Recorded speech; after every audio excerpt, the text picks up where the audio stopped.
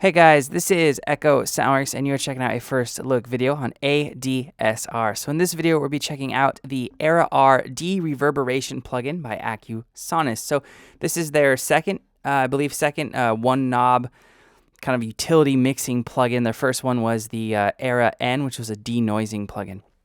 So this plugin is used to attenuate and manipulate the reverb signal of a sound. So let's say maybe you get a track from a vocalist and there's a lot of like nasty reverb in the room that they sang in. Maybe it was just an untreated apartment room, apartment bedroom, home bedroom, whatever. Or maybe you have a project studio, home studio where you got some more reverb, kind of early reflection frequencies happening than you want.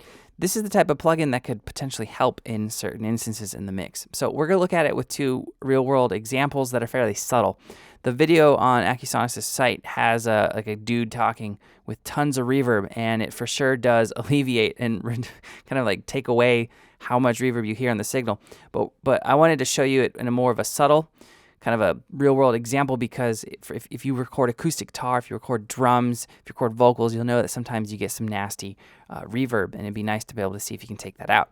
So I've been messing around with the plugin for a couple days, and it's pretty cool. I actually have had some cool success with it on a couple sources, and we're going to check it out in this video on an acoustic guitar and some drum overhead microphone. Or on some, that came out wrong, on an overhead mic from a drum kit that was recorded in an actual studio. All right, so let's talk about the controls real quick. It's really simple, really basic. You have up here at the left corner, you have an output gain slider where you can reduce or up the amount of gain, because if you lose, or if you crank the processing up quite high, you lose obviously part of your signal.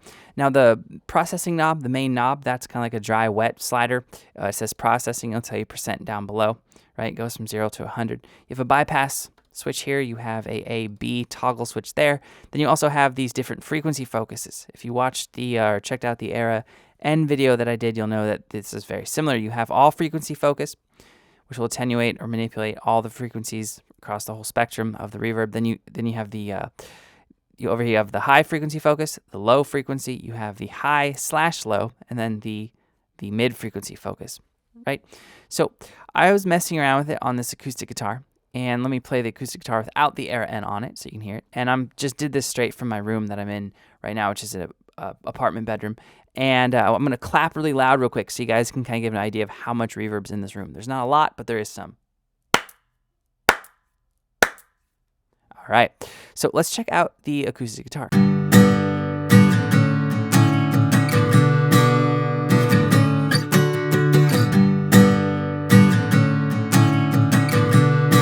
All right, so there's not a lot of reverb. It's not like I recorded this thing in a bathroom or something, right?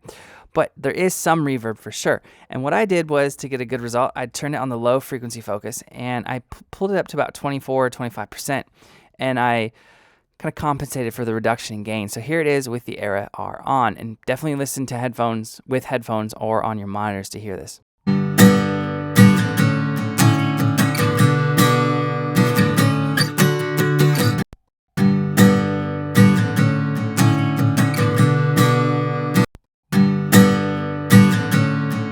So it makes it a little bit brighter, a little bit more crisp almost, and it's reducing some of the low frequency reverb. Now if I crank this up, right, regardless of what band I put it on, because there's not a lot of reverb on this signal, it just makes it kind of choppy and weird. Well, that's because there's not a lot of reverb on this guitar, right?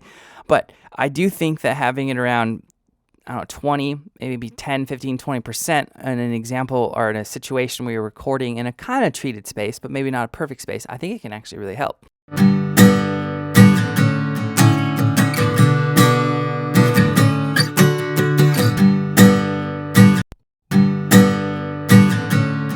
All right, so then what you could do is bring in actual reverb from a plugin. So I have the FabFilter Pro R loaded up on an aux or a bus, and let's check it out with that.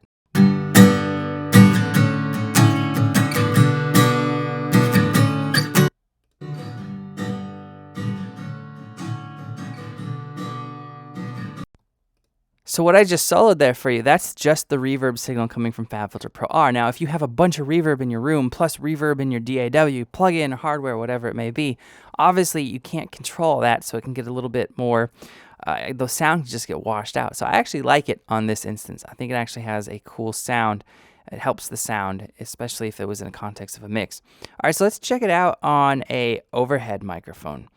I'm working on some drum loops that have real drums, and this was recorded in a studio in New York. They have like a fairly big space, a lot of wood everywhere, so there is some natural reverb. So here is just the it's the overhead left mic, but we're gonna just keep it centered for this video. Let me mute that guitar.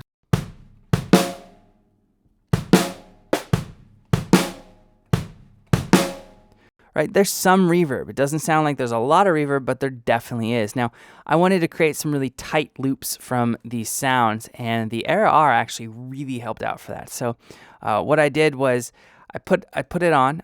I have it on all frequency focus. It's on about 20-25% around there is where I was messing around with that. Let's bypass that. Hear how the snare rings out a little bit less.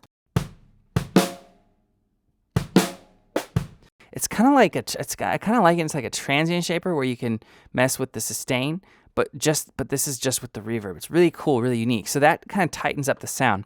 And then I applied a bus with some FabFilter Pro R reverb again, and let's solo that signal.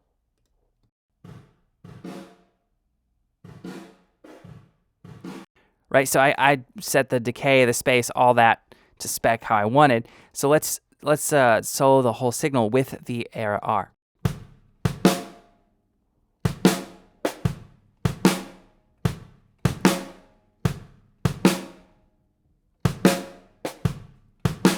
Right, I really actually like how that turned out. So let's turn off Era R and the reverb.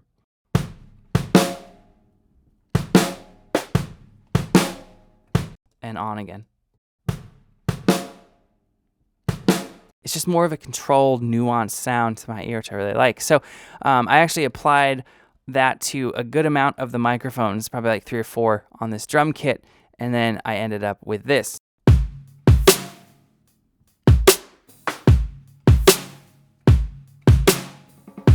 And it allowed me to really control the reverb on each element, which was really nice. Gave me a nice tight sound, but still kind of an open and spacious one. So if you guys have any questions or comments, feel free to post them up below, and I'll get back to you as soon as I can. And like I said at the beginning of the video, I'm Accusonos. Thank you so much for watching, guys. I will see you next time.